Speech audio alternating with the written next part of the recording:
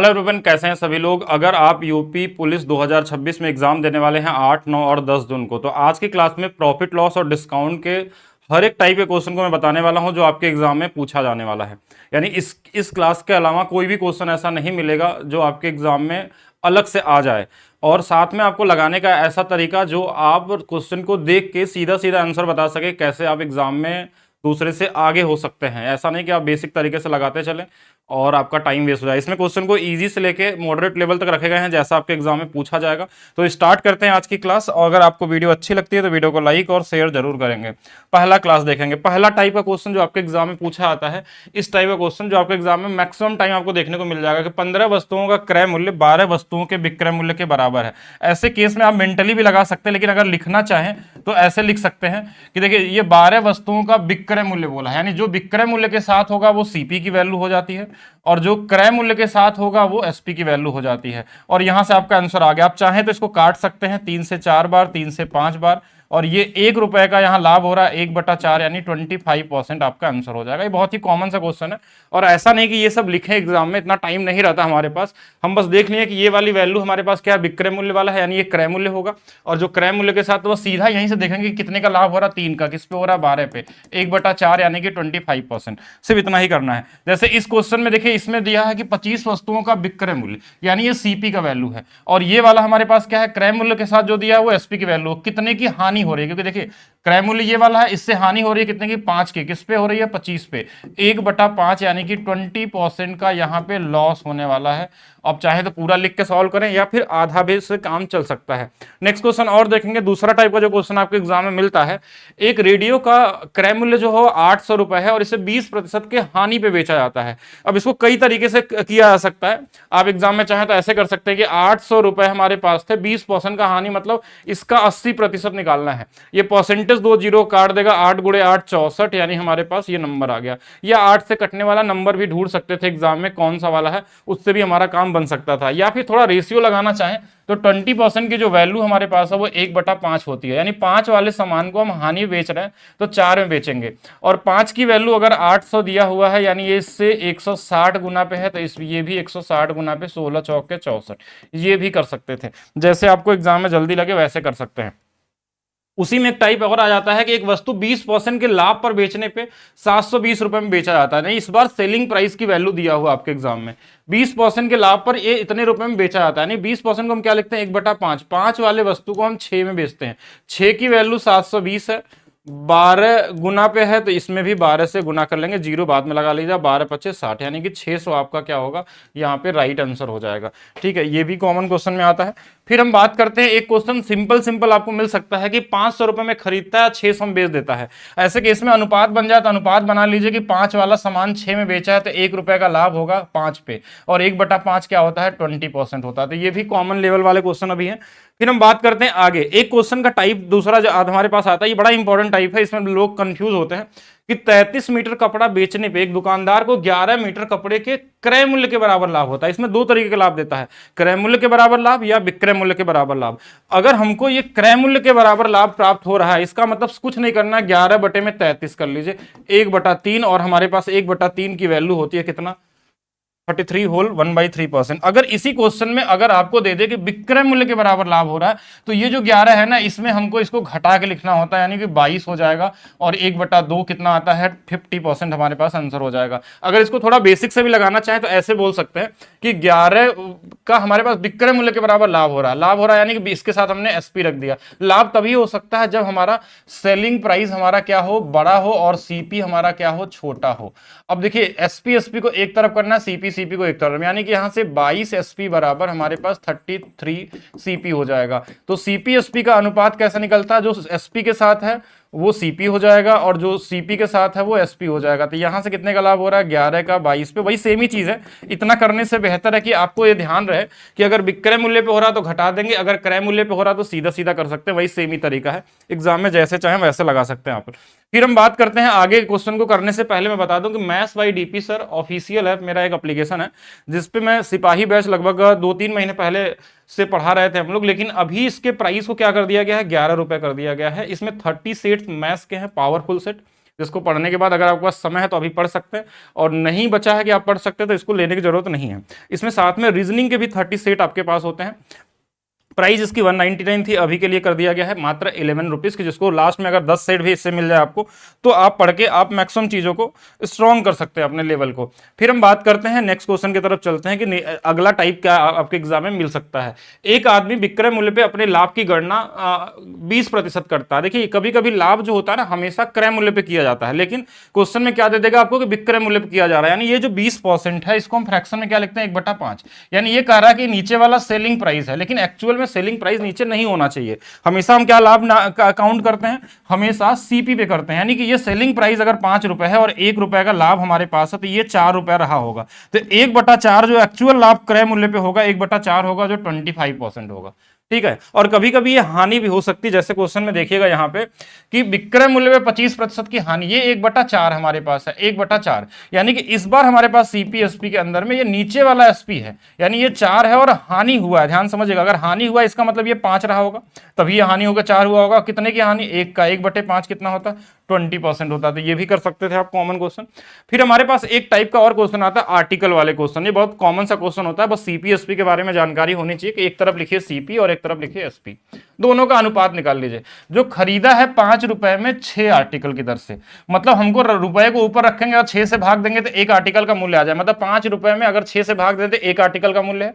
बेचे हैं 6 रुपए में 5 के आर्टिकल से, ये भी 1 का बेचने वाला मूल्य है, बस इसको घटा के निकाल सकते हैं, लेकिन घटाने में इसको फ्रैक्शन में प्रॉब्लम होती है, तो हम क्या करते हैं इसका अनुपात बना लेते हैं। अनुपात क्या बोलता है? इसका इधर गुणा कर लीजिए 25 और इसका इधर कर लीजिए 36, कितने का यहाँ पे हमारे पास प्रॉफिट हो रहा है? तो 11 का। किस पे हो रहा है? 25 पे। 1/25 4 की वैल्यू होती है, तो 11 चौक 44%, 100 से गुणा करके भी निकाल सकते थे। ये कॉमन टाइप है, ये पूछा जा सकता है आपके एग्जाम में। इसी को एक और क्वेश्चन देख लीजिए, अगर सीपी और एसपी 10 रुपए में खरीदा था 11 आर्टिकल और 11 रुपए में बेच दिया 10 आर्टिकल, ये अलग अलग भी रहेगा तो भी कोई दिक्कत नहीं है। इनका अनुपात क्या आएगा? 100 वाले सामान को 121 में बेच दिया, ये सीधा 21% का यहाँ पे क्या दिख रहा है हमको? लाभ दिख रहा है। एक और क्वेश्चन से समझेंगे हम लोग, एक तरफ सीपी लिखना है एक तरफ एसपी लिखना है। 3 रुपए में 4 की दर से खरीदता है, यानी 3 रुपए में 4 की दर से खरीदता है, ये क्रय मूल्य हो गया। विक्रय मूल्य क्या है? 4 रुपए में 3 की दर से बेचता है, इसका गुणा इधर कर लेंगे, यानी 9 वाला सामान 16 में बेचा जा रहा है। कितने का लाभ हो रहा है? 7 का 9 पे। 1/9 की वैल्यू आपको पता होना चाहिए 11.11%, तो 7 गुणे में 11.11% कर लेंगे, यानी 77.77%। तो सबसे नजदीकी आंसर कौन सा हमारे पास? ये वाला दिख रहा है। चलिए नेक्स्ट और देखते हैं। इसके अलावा आर्टिकल में एक टाइप और हमारे एग्जाम में मिलता है कि एक दुकानदार 1 रुपए में 5 टॉफी खरीदता है और 25% का लाभ करने के लिए 1 रुपए में कितना बेचे। देखिए यहां 1 ही रुपया खरीदा है और 1 ही रुपए में बेचने के बारे में पूछा जाता है, तो ऐसे केस में आपको जो अनुपात दिया है ना ये प्रॉफिट का कि 1/4 होता है, यानी ये जो प्राइस का अनुपात हमारे पास है वो 4 वाला सामान हम 5 बेचते हैं, तो ऐसे केस में आर्टिकल हमेशा उल्टा हो जाता है। अगर हमारे पास प्राइस का रेशियो दिया हो तो आर्टिकल हमेशा उसका रिवर्स होता है, यानी कि 5 आर्टिकल रहा होगा तो आपको 4 बेचना होगा। या क्वेश्चन में 5 की वैल्यू 5 ही दिया था, 5 बराबर 5 तो 4 बराबर 4 आर्टिकल, यानी कितना बेचना पड़ेगा उसको? 4 बेचना पड़ेगा 1 रुपए में, तो उसको 25% का लाभ होगा। जैसे कभी कभी इसमें अलग अलग प्राइस भी आ जाते हैं। अलग अलग प्राइस का मतलब जैसे देखिए 60 रुपए में 12 संतरे बेचने पे व्यक्ति को 25% की हानि होती है। 25 का लाभ कमाने के लिए 100 रुपए, देखिए यहाँ 60 रुपए था यहाँ 100 रुपए है, तो पहले तो हम 60 रुपए के हिसाब से निकाल लेते हैं, 100 को बाद में काउंट कर लेंगे। पहले 25 की हानि, प्राइस का अनुपात क्या दिया हमारे पास? 25 की हानि मतलब 75 में बेचा होगा, 25 का लाभ चाहिए तो 125 में बेचना होगा। 25 से 3 बार, 25 से हमारे पास 5 बार, ये प्राइस का अनुपात है। तो आर्टिकल जो होगा इसका उल्टा होगा, 5 से 4 हो जाएगा, 5 से 3 हो जाएगा। मतलब 5 यूनिट की वैल्यू अगर 12 संतरे खरीदे थे तो 3 की वैल्यू कितना? देखिए 12/5 गुणा 12 36 बटे में 5 आ जाएगा। यानी कि अब हमको अगर हमको 25 का लाभ चाहिए तो हमको कितने आर्टिकल बेचने होंगे? 36 बटे में 5 आर्टिकल बेचने होंगे, लगभग 7 दशमलव समथिंग। लेकिन ये कितने रुपए में? ये 60 रुपए की बात हो रही है, जो 60 जो शुरू में दिया रहा था उसी की वैल्यू है। मतलब 60 रुपए में अगर आपको बेचना है तो 36 बटे में 5 आर्टिकल, लेकिन क्वेश्चन में 100 का बोला गया तो 100 का निकाल लीजिए इसमें। अगर यहाँ 120 बोलता था 120 निकाल लेते हैं, इसका 2 गुना तो इसका 2 गुना कर लेते। देखिए अनुपात चाहे तो अनुपात बना लीजिए, 6 से कितना गुना पे है? 6/5 गुना पे है, तो ये भी 6/5 गुना, यानी कि 12 आर्टिकल बेचने पड़ेंगे इसको तो जाके इसको 25% का लाभ होगा। ठीक है, 100 रुपए के हिसाब से अगर कंपेयर करें तो। फिर एक क्वेश्चन में देखिएगा हमारे पास, एक विक्रेता ने 1 रुपए में 6 की दर से बटन खरीदे, खरीदने वाला है और एक ही प्राइस यहां सेम है तो कोई दिक्कत ही नहीं है, 1/5 होता है, यानी प्राइस की वैल्यू 5 से 6 हो रहा है, तो आर्टिकल 6 से कितना हो जाएगा 5, 6 की वैल्यू 6 दिया तो 5 की वैल्यू 5, 5 बेचना पड़ेगा, तो हमारे पास क्या होगा यहाँ पे राइट आंसर आ जाएगा। फिर हम बात करते हैं नेक्स्ट क्वेश्चन की। नेक्स्ट क्वेश्चन में हमारा नेक्स्ट टाइप हमारे पास आया था एग्जाम में कि जब हमारे पास क्रय मूल्य बराबर दिया हो, दो तरीके के क्वेश्चन बनते हैं, एक सीपी अगर सेम हो और एक एसपी अगर सेम हो। तो इसमें मैक्सिमम लोग क्या करते हैं कि 1000 रुपए में प्रत्येक दो वस्तु में खरीदता है। अगर यहां बोला एक को 20% के लाभ पे, दूसरे को 20% के हानि में बेचता है, तो कुल लाभ या हानि निकालें। ऐसे केस में अगर आपने 20 का स्क्वायर बटे में 100 कर दिया तो आपका आंसर गलत हो जाएगा। अगर किसी को लग रहा है कि ये आंसर आएगा लॉस वाला, तो ये गलत है। ये तब अप्लीकेबल होगा जब हमारा ये सेलिंग प्राइस दिया होता। यहां पे सीपी दिया है, तो सीपी वाले क्वेश्चनों में या तो एलिगेशन का यूज कर लेते हैं या तो कॉमन तरीके से भी आप लगा सकते हैं, कुछ भी मान के लगा लीजिए। देखिए मैं सबसे आसान जेएसएम तरीका बताता हूं। जब क्रय मूल्य बराबर दिया है 1 और दोनों दो वस्तुएं थे, पहले को 20 के लाभ पर, दूसरे को हमारे पास 20 के हानि में बेचा गया है। हमको टोटल की वैल्यू x मान लेते हैं। देखिए ये 20 माइनस 20 और ये 2x है, तो x की वैल्यू कितनी आ गई 0%। इसका मतलब ये हो गया हमारे पास नो प्रॉफिट नो लॉस वाला होगा। तो जब भी हमारे पास क्रय मूल्य बराबर दिया हो तो हमेशा जेएसएम लगाना है आपको। जैसे और क्वेश्चनों से देखिएगा, ऐसा तो नहीं हर जगह सेम हो। एक व्यक्ति 1500 रुपए में प्रत्येक 2 घड़ियां खरीदता है, यानी कि दोनों का मूल्य सेम सेम है, 1-1 रुपए है, मान लीजिए दोनों मिला के 2 है। एक को 10% के लाभ पे, पहले वाले को 10 के लाभ पे बेच रहा है, दूसरे वाले को 20% के लाभ पे बेच रहा है। हमको दूसरे ने कुल लाभ दिया है क्वेश्चन में, सॉरी कुल लाभ मतलब इधर की वैल्यू 20% का लाभ दिया, इसकी वैल्यू आपसे पूछी गई है कि दूसरे को कितने में बेचा जाए। तो देखिए ये वाला 10, ये वाला x, ये वाला 40, तो यहां से x की वैल्यू कितनी आ जाएगी 30%, यानी दूसरे वाले को 30% के लाभ पर बेचना पड़ेगा। तो हमारे पास क्या आएगा कि ओवरऑल 40% हमारे पास मिलने वाला, अगर दोनों के सेम वैल्यू दिया है। अगर इनका अनुपात अलग अलग देता तो अनुपात अलग अलग करके भी निकाल सकते थे आप। इसमें एलिगेशन का भी यूज होता है, जैसे 10 है 20 है, इसकी वैल्यू x मान लीजिए, दोनों का अनुपात 1:1 है, इसको घटा देंगे तो ये वाला 10 आ जाएगा, 1 = 10, तो यहाँ भी 10 होना चाहिए, और 10 और 20 जोड़ के ये वाला 30 हो जाएगा। ऐसा भी कर सकते हैं, और भी तरीके होते हैं। और तरीके चाहे तो मैं और बता सकता हूं आपको कि इसमें और भी तरीका लगाना, तो आप सीपी को सेम कर सकते हैं। जैसे पहला वाला 10 से 1 लाभ हुआ तो हमारे पास कितने में बेचा गया होगा, ये 11 में। दूसरा वाला हम मान लेते हैं ए से बी हुआ होगा, ओवरऑल लाभ 5 से कितना हुआ होगा, हमारे पास 6 हुआ होगा। अब इनमें हमको ए बी का वैल्यू निकालना होगा, इनमें क्या जोड़े कि ये वैल्यू आ जाए इसमें, लेकिन इसमें ज्यादा आपको टाइम लग जाएगा, इससे डायरेक्ट लगा सकते हैं। दो वस्तुएं समान कीमत पे खरीदी गई, फिर से क्रय मूल्य बराबर है, यानी 1:1 की वैल्यू की बात हो रही है। दोनों मिलकर 2 हो गए, पहले को 25 के लाभ पर, दूसरे को 15 के हानि पे, टोटल पूछा गया होगा, यानी ये वाला 25 माइनस 15 बराबर में 2x, यानी x की वैल्यू यहां से 5%। देखिए ये 10 आएगा, 10 में 2 से भाग दे देंगे 5%। कॉमन क्वेश्चन है, बहुत सिंपली आप एग्जाम में लगा सकते हैं। अब देखिए यहां पे क्वेश्चन चेंज हो जा रहा, थोड़ा सा टाइप यहां से फिर से बदला, और टाइप क्या हो गया कि एक आदमी दो वस्तुओं को 5000 रुपए प्रत्येक में बेचता है। अब सेलिंग प्राइस दे दिया है, एक को 20 के लाभ पर, दूसरे को 20 के हानि पे। अगर सेम वैल्यू दिया हो कि 20 का लाभ और 20 की हानि हुआ हो, तो आप नॉर्मली ये वाला फॉर्मूला यूज अब कर सकते हैं कि अब 20 का स्क्वायर बटे में हमारे पास 100 हो जाएगा, ये 4%, और ये हमेशा हानि होता है। यहां पे हमेशा क्या होगा, हानि होगा। नो प्रॉफिट नो लॉस वाला इसमें नहीं करने वाले हैं। नेक्स्ट क्वेश्चन देखेंगे, दो घोड़ों को 12,000 रुपए प्रत्येक में बेचता है, एक को 10% के लाभ पर, दूसरे को 10% की हानि पे। तो मतलब वही सेम ही चीज है, 10 का लाभ 10 की हानि, यानी 10 का स्क्वायर 100, 1% की क्या होगी यहाँ पे हानि होगी, 1% का क्या होगा यहाँ पे हानि होने वाला है। फिर से सेम है नहीं, इस बार वैल्यू पूछेगी। देखिए यहाँ पे 10 और 10 सेम ही दिया है और सेलिंग प्राइस है, यानी 1% की यहाँ पे हानि होने वाली है। 1% को अगर आप फ्रैक्शन में लिखना चाहे तो 1/100 होगा।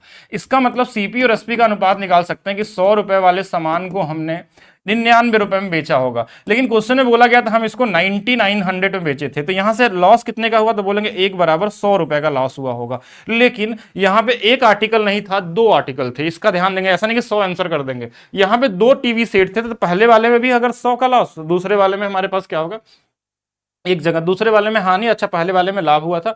कुल हानि या लाभ प्रतिशत ज्ञात करें, तो यहां पे हमारे पास क्या आ जाएगा, 200 आ जाएगा। थोड़ा सा इसको मैं और अच्छे से कर देता हूं कि एक्चुअल में जो सेलिंग प्राइस थी, देखिए दोनों को 99 बेचा था, यानी कि 99 मिलके 198 के आगे 2 जीरो लग गए, तो ये इसका 2 गुना पे है। ध्यान समझिएगा, 2 गुना पे, 2 गुना यानी 200 गुना, तो एक यूनिट की वैल्यू भी 200 हो जाएगा। तो यहाँ पे 200 हमारा क्या होगा, राइट आंसर हो जाएगा। चलिए नेक्स्ट और देखते हैं हम लोग। 3 कप और 2 प्लेटें 420 रुपए में खरीदी जाती हैं। देखिए कॉमन सा क्वेश्चन है, जैसे 3 कप दिया है और 4 प्लेट दिया है, इनको हमने 420 में खरीदा, और 4 कप दिया हुआ है और 3 प्लेट दिया हुआ है, इसको 600 रुपए में खरीदा। ऐसे क्वेश्चन में देखिए बहुत बार आपको दिख जाएगा, जैसे यहाँ पे कप था, तो ये 4 3 7 कप हो जाएंगे, और यहाँ पे 4 3 7 प्लेट हो जाएंगे, और ये 1020 हमारे पास हो जाएगा। अगर यहाँ से एक कप प्लस एक प्राइस की वैल्यू पूछा जाए तो आप 1020 बटे में 7 कर सकते हैं, अगर ऐसा पूछा। लेकिन ये शायद ये पूछा नहीं गया, क्या पूछा गया, एक कप का लागत मूल्य ज्ञात करें। ऐसे केस में आप चाहें तो अगर कप का पूछा गया है तो हम इसको बराबर करके यहां से कप की वैल्यू निकाल सकते हैं, एक कॉमन रेशियोस लगा सकते हैं, या अगर आपको लगता है कैलकुलेशन करने में मुश्किल है, आप ऑप्शन से उठा लीजिए, कप की वैल्यू यहां रखेंगे, इसका निकालेंगे, इसमें वैल्यू पुट करने के बाद बराबर आना चाहिए। ये नहीं होगा, दूसरा पहला चीज तो पॉइंट में नहीं आएगा, एग्जैक्ट वैल्यू आएगा, तो दूसरा तीसरा कोई भी रख के निकाल सकते हैं, दोनों तरीके से कर सकते हैं, तो ये भी कॉमन लेवल में ही आता है हमारे पास। नेक्स्ट क्वेश्चन देखेंगे।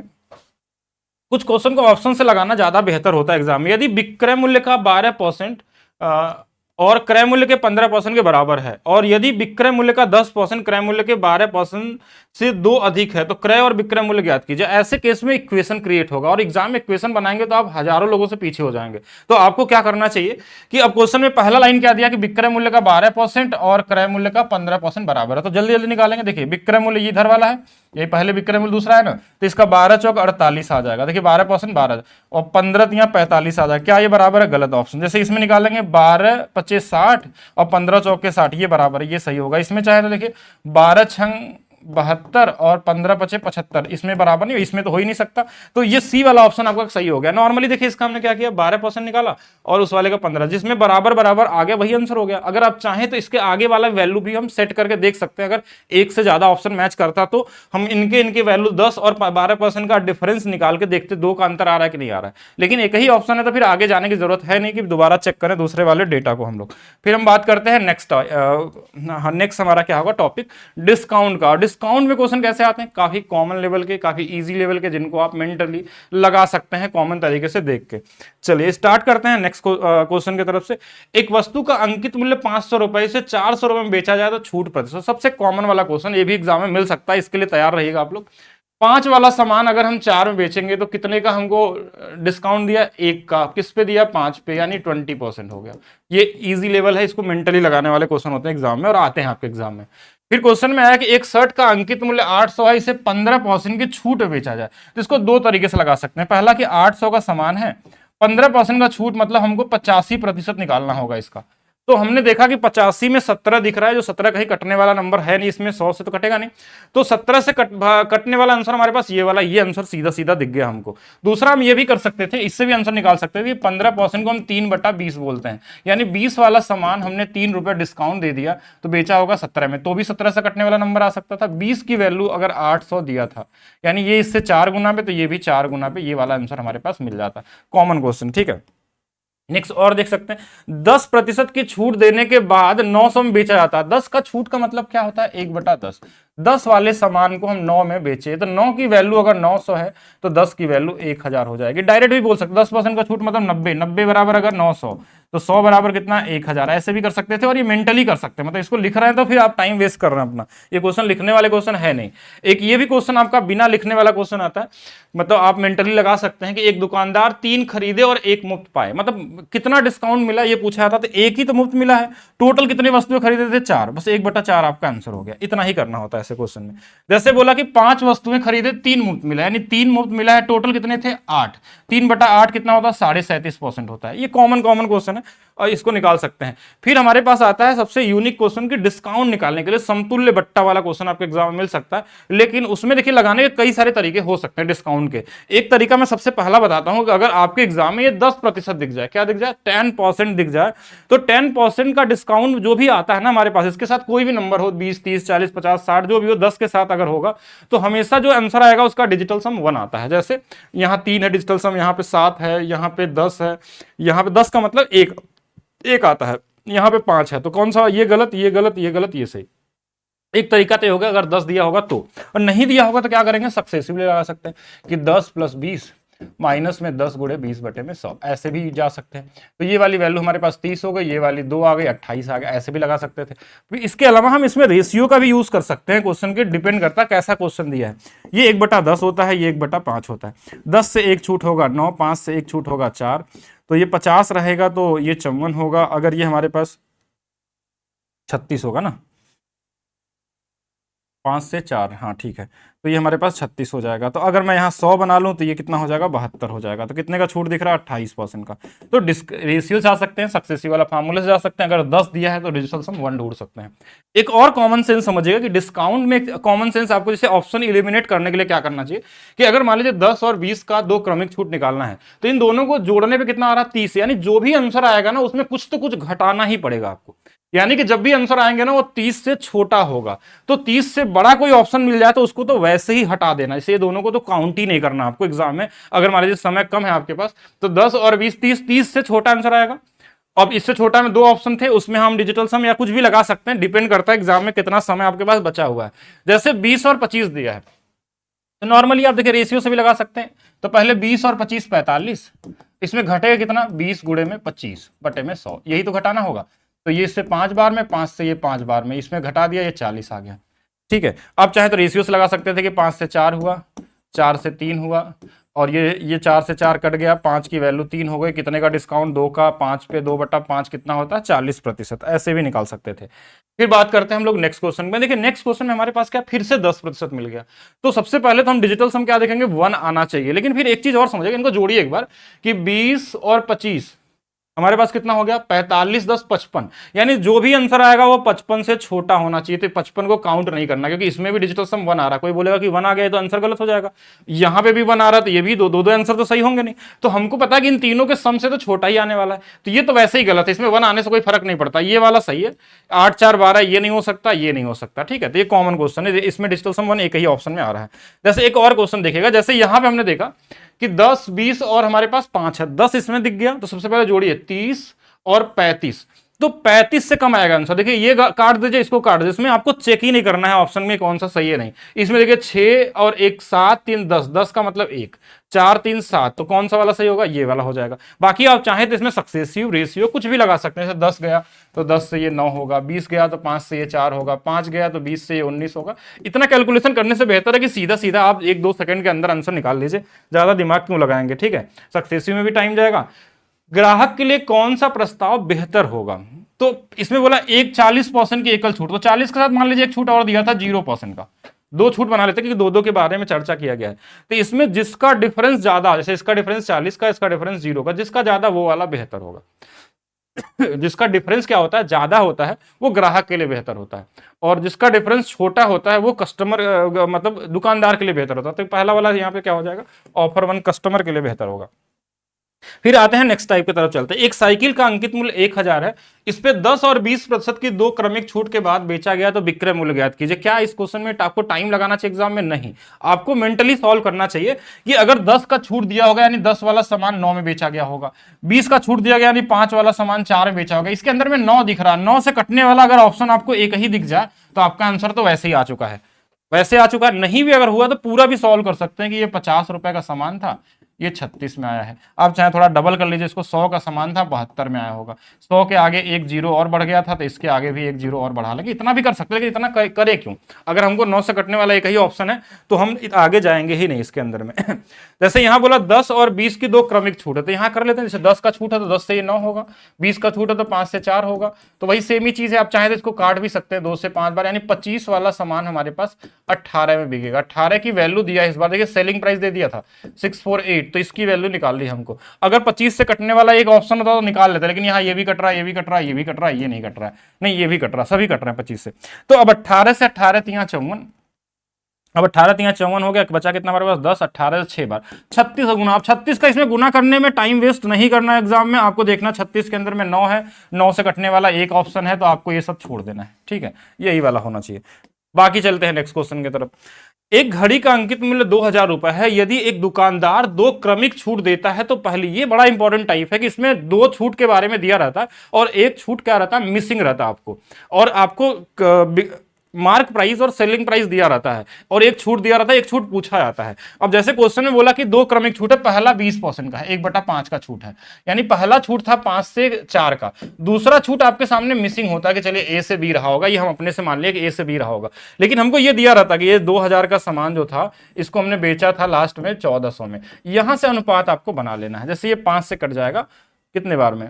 4 बार में। अब थोड़ा सा और काटना चाहिए, देखिए 2 से 2 बार, 2 से 7 बार। अब जो इधर वाली वैल्यू बच जाती है नंबर में, उसको इधर गुणा करते हैं, इधर बचता तो इसको इधर गुणता है। मतलब ए बी की वैल्यू हमारे पास 2 का गुणा जब 4 में करेंगे तो 8 आएगा, यहाँ कुछ था नहीं तो ये 7 हो जाएगा। कितने का छूट दिया गया था? 1/8 का।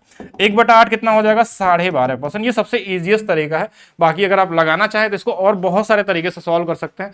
टाइम वेस्ट करने के कई सारे तरीके हो सकते हैं कि आप टोटल छूट निकालें। और तरीका जानना हो कि दे तो ओवरऑल छूट कितना था? 2000 का सामान 1400 में बेचा गया था, तो हम बोलेंगे चलिए इसको मान लेते हैं 1000, इसको मान लेते हैं 700, तो अब ये हो गया 30% का छूट रहा होगा। तो पहला परसेंट छूट कितना था? 20% का। दूसरा छूट x मान लेते हैं, 20 गुणे में x बटे में 100, इसको माइनस कर लीजिएगा, इसकी वैल्यू 30 आनी चाहिए। यहां से x की वैल्यू निकाल सकते हैं, लेकिन इसमें टाइम क्यों वेस्ट करें इतना करने का, सीधा रेशियो लगाइए, सबसे बेहतर तरीका होगा आपके एग्जाम के लिए। एक स्मार्ट वॉच का अंकित मूल्य 2500, एक दुकानदार इस पे 2 क्रमिक छूट देता। वही सेम टाइप का क्वेश्चन है। पहला छूट 24% का है, 24% मतलब 6/25, यानी पहला छूट हमने मान लिया 25 वाले सामान को 19 में बेचा गया। दूसरा छूट तो दिया नहीं होगा तो ए से बी मान लेते हैं, और इधर वाली वैल्यू 2500 दिया था और इधर वाली वैल्यू 1615 दिया था। इसको देखिए, ये वाला इससे सीधा कट गया 100 बार में, ये भी कटने वाला जरूर होगा। 19 19 19 7 8 8 8 बार 152, बचा कितना? 1995। यानी देखिए इसकी वैल्यू आ गई, ए बी की वैल्यू 100 से 85, कितने का छूट रहा होगा? 15% का। तो कुछ कॉमन क्वेश्चन होते हैं जिनको डायरेक्टली आप लगा सकते हैं, चाहे तो सक्सेसिव यूज कर सकते हैं, चाहे तो बेसिक तरीका भी लगा सकते हैं। कई सारे तरीके से यूज किया जा सकता है एग्जाम में, जो सबसे ईजिएस्ट हो उसको करेंगे। ये उससे भी इंपॉर्टेंट टाइप है आपके एग्जाम के लिए, सबसे इंपॉर्टेंट टाइप है। एक दुकानदार अंकित मूल्य पे 10% की छूट देता है, फिर भी 20% का लाभ होता है। ये सबसे इंपॉर्टेंट है अभी तक के जितने भी क्वेश्चन कराए गए, क्योंकि ये क्वेश्चन तो आपके एग्जाम में मिलेगा ही मिलेगा, इसके लिए तो रेडी ही रहिएगा आप लोग। तो इसको लगाने के 3 अलग अलग तरीके होते हैं, लेकिन सबसे इजीएस्ट तरीका जो आपके एग्जाम में आता है, जैसे यूपीएसआई में पूछा गया था जो अभी 14 और 15 मार्च को, तो वहां पे भी क्वेश्चन था, उसमें डबल डिस्काउंट वाला भी दिया था। लेकिन आपके एग्जाम में हो सकता है कि सिंगल डिस्काउंट ही आए, क्योंकि डबल डिस्काउंट का कोई जरूरत पड़ेगा नहीं। लेकिन अगर पड़ जाए तो कैसे करेंगे वो भी मैं सिखाऊंगा आपको। एक तरीका यह है कि सीपी और एमपी, 2 तरीका मैं बताता हूं, ज्यादा नहीं सीखते हैं। सीपी एमपी का अनुपात फिक्स है, 100 माइनस डिस्काउंट और ये 100 प्लस प्रॉफिट। क्यों होता है ये आपको थ्योरी में पढ़ाया जाता है, बहुत कॉमन सी चीज है, इसको आप सीख सकते हैं, बहुत बेसिक है। तो डिस्काउंट दिया 10% की छूट, 10 घटा देंगे यानी ये 90, और इसमें 20 जोड़ देंगे तो ये वाला आ जाएगा 120। अनुपात बना लीजिए 3 और 4 का अनुपात। अब इसमें दोनों में से कोई एक दिया होगा, क्या दिया है क्वेश्चन में? क्रय मूल्य। 3 बराबर अगर 300 है तो 4 बराबर 400 हो गया। एक तरीका तो ये हो गया जो सबसे ज्यादा लोग यूज करते हैं इस तरीके को। इसके अलावा इसमें डिस्काउंट अगर ये मान लीजिए 10% की छूट के साथ बोला, एक और छूट दे दिया 15%, फिर इसके बाद लाभ हुआ, फिर इसमें 2 डिस्काउंट कैसे घटाएंगे, उसको कैसे मैनेज करेंगे, तो आपको रेशियो का यूज करना चाहिए हमारे हिसाब से। क्या रेशियो में यूज होगा? सबसे पहले 10% की छूट देता है, 10% की छूट मतलब 10 से ये 9 हुआ होगा, ठीक है। और हमारे पास क्वेश्चन में क्या बोला गया था, ये हमारे पास किसका अनुपात है? एमपी और एसपी का अनुपात है। फिर हमारे पास क्वेश्चन में एक रिजल्ट दिया रहता है, रिजल्ट क्या दिया रहता है? तो हम बोलेंगे कि रिजल्ट दिया रहता है सीपी और एसपी का।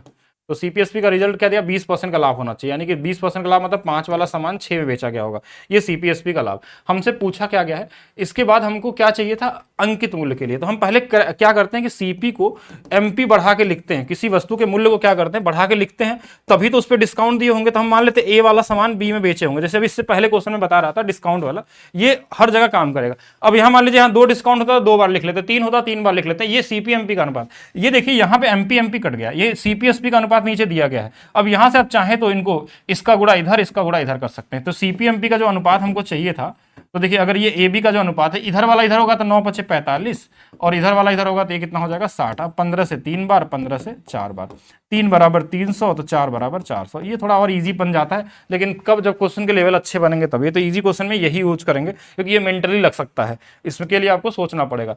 जैसे 20% की छूट देने के बाद 20 का लाभ हो रहा है, तो हम इसको तो सीधा ही लिख सकते थे ना, सीपीएमपी का अनुपात अगर निकालना हो तो 20 की छूट दिया होगा यानी कि 80 रहा होगा, 20 का लाभ मतलब 120 रहा होगा, 40 से 2 बार, 40 से 3 बार। क्वेश्चन में अगर अनुपात पूछा तो यही आंसर हो जाएगा, लेकिन बोला गया था अंकित मूल्य क्रय मूल्य से कितना अधिक है। तो अधिक की बात करेंगे तो कितना अधिक है? 1 अधिक है। किस पे अधिक है? 2 पे अधिक है।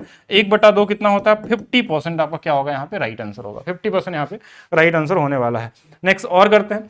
एक व्यापारी अपने माल के क्रय मूल्य को 50% अधिक करता है, फिर 20% की छूट देता तो लाभ। इसको मेंटली भी लगा सकते हैं। 100 का सामान 150 में बेचा, 20% छूट दे दिया, 150 का 20% छूट दे देंगे तो 150 का 10% कितना, 15 15 30 छूट दे देंगे, 20% का लाभ हो जाएगा। ठीक है, यही आंसर है। लेकिन आप लिख के लगाना चाहें तो देखिए 50% को हम क्या लिखते हैं, 50% की वैल्यू 1/2 है, यानी 2 वाले सामान को हमने 3 में बेचा और फिर इसमें 1/5 हुआ है, तो 5 से वाले सामान को हमने इसको 4 में बेच दिया। अब गुणा चाहें तो गुणा कर सकते हैं, 2 से 2 बार में कट जाएगा। ये 5 वाला सामान 6 में बेचा है तो लाभ तो हुआ है। 1/5 का 1/5 कितना होता है, 20%। ऐसे भी कर सकते हैं और मेंटली भी लगा सकते हैं। एक टाइप आपका रह गया था प्रॉफिट लॉस वाला, तो इसको लास्ट में रख दिया गया, इसको भी चेक कर लेंगे। बेईमान दुकानदार वाला क्वेश्चन भी आपके एग्जाम में मिल सकता है कि एक बेईमान दुकानदार अपने माल के क्रय मूल्य बेचने का दावा करता है। ये हमेशा बेईमान दुकानदार ऐसा ही करते हैं। ये बोलता है कि जो सीपी है और एसपी है, इसको हम दोनों को 1-1 रुपए में बेचेंगे, एक का सामान 1 रुपए में बेचेंगे। यही तो बोला ना, बेईमान अपने क्रय मूल्य को बेचने का दावा करता है कि जो 1 रुपए का सामान है तो 1 में ही बेचेंगे, लेकिन वो आर्टिकल में चोरी कर लेता है, यानी वेट में चोरी करता है कि 1000 ग्राम के जगह पे वो 900 ग्राम देता है। तो ये आर्टिकल है, तो अभी बताया था प्राइस का अनुपात इसका उल्टा हो जाता है, 9 से 1000 हो जाता है, यानी इसको काट भी सकते हैं। यानी कि जो इसके बाद हुआ है, इसमें 9 वाले सामान को 10 में बेचा है, वेट से चोरी करके कमा लिया। यानी इनको गुणा करेंगे, देखिए 9 वाला सामान कितने में आ गया, 10 में। कितने का लाभ, 1 का, किस पे, 9 पे। 1/9 11.11%, 11 से 1/9%। जैसा भी आंसर दिया हो वैसा कर सकते हैं। चलिए एक और देखते हैं क्वेश्चन। एक किराना व्यापारी 10% के हानि पे चावल बेचता है। ये खुद बता रहा है कि हम आपको 10% के हानि पे बेचेंगे। पिछले क्वेश्चन में ये बोला था कि हम क्रय मूल्य पे देंगे, तो 1 का 1 लिखा था। इस बार खुद बोल दिया कि हम 10% के हानि बेचेंगे, तो हमने लिख दिया 10 से 9। फिर लेकिन चोरी कर रहा था, इसको उल्टा लिखना होता है, यानी 8 वाले सामान को ये 1000 ग्राम में बेच रहा है, 1000 रुपए में बेच रहा है। तो यहां से हम लिख सकते हैं कि 8 वाला सामान ये 10 में बेच रहा है। अब इनका गुणा करना है तो इनको काट भी सकते हैं, यानी 8 वाला सामान 9 में बेचा गया है, तो अब लाभ तो इसको हो रहा है 1/8 का, जो कितना होता है 12.5% का प्रॉफिट हो जाएगा। तो ये भी कर सकते हैं। एक और क्वेश्चन देखिएगा। एक व्यापारी अपने माल को क्रय मूल्य में 20% वृद्धि करता है, यानी इस बार उसने बता दिया, चोरी तो नहीं किया, कि 20% की वृद्धि का मतलब है 1/5, यानी 5 वाले सामान को उसने बोला 6 रुपए हमने कर दिया है। फिर ये भी बता रहा है कि 10% का छूट भी दे देते हैं, यानी इसमें बोला 10 वाले सामान को हम 1 रुपए कम कर देते हैं, लेकिन चोरी करेगा ये कहां पे, वेट में, कि 900 ग्राम देता है। यानी उल्टा लिखना है, 9 वाले सामान को कितना देता है, 10 रुपए में देता है, तो इसको यहां लिख लीजिए, 9 वाले सामान को ये 10 में बेचता है।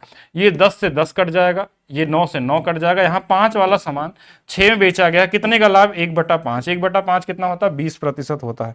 ठीक है, सिंपल इंटरेस्ट तो मैंने बता ही दिया था आपको, कल वाली क्लास में करा दिया गया। तो ये हो गए सारे क्वेश्चन। लगभग ये 40 से लेकर 50 के बीच में क्वेश्चन रहे होंगे, जिसको हमने लगभग आधे घंटे में किया है। अगर इस क्लास को आधे घंटे का समय निकाल के आप पूरी तरीके से पढ़ लेते हैं तो एग्जाम में प्रॉफिट लॉस डिस्काउंट, इसके पहले CISI डाला गया था, परसेंटेज डाला गया, पढ़ लीजिएगा। इनसे कोई भी क्वेश्चन आपको एग्जाम में ऐसा नहीं होगा जो न बने। इसके बाद जो आएंगे वो आएंगे टाइम एंड डिस्टेंस वाले, जिसमें टाइम एंड डिस्टेंस, ट्रेन और बोट एक साथ में आपको मिल जाएंगे, और एक और बचेगा फिर pipe and system, time and होगा, यानी अर्थमेटिक वाले तो सारे ही आपको करा दिए जाएंगे।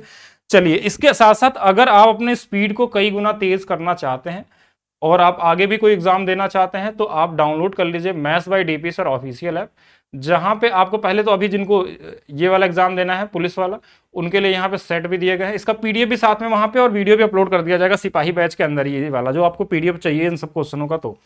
तो 30 मैथ्स और 30 रीजनिंग के सेट केवल 11 रुपए में मिल रहा है। बाकी और भी बहुत सारे बैचेस हैं। अगर आप रेलवे की तैयारी कर रहे हैं, SSC की तैयारी कर रहे हैं, तो आपको अलग अलग बैचेस मिल जाएंगे, जिसमें आप अपने स्पीड को, कैसे क्वेश्चन को ऑप्शंस लगाना है, डिविजिबिलिटी रूल्स लगाना है, कॉन्सेप्ट लगाना है, तो कौन सा वाला बेहतर हो सकता है, वो सारी चीज़ें आपको बताई गई हैं। तो मिलते हैं नेक्स्ट क्लास में। वीडियो को लाइक करिए, शेयर करिए और कमेंट करके बताइए कैसा लगा।